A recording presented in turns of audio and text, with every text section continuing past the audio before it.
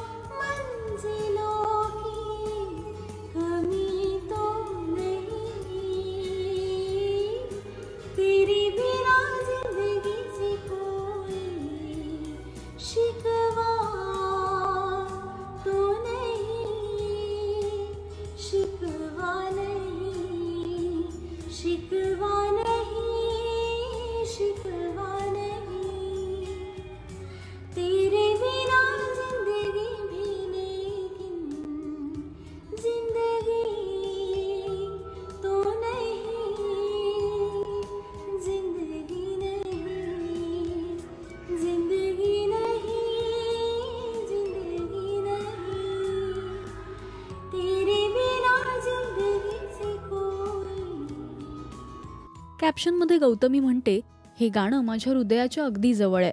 या गाण्याने माझ्या अंगावर कायमच शहारा येतो। अनेकांनी कमेंट्स करत तिच्या आवाजाचं कौतुक केलंय।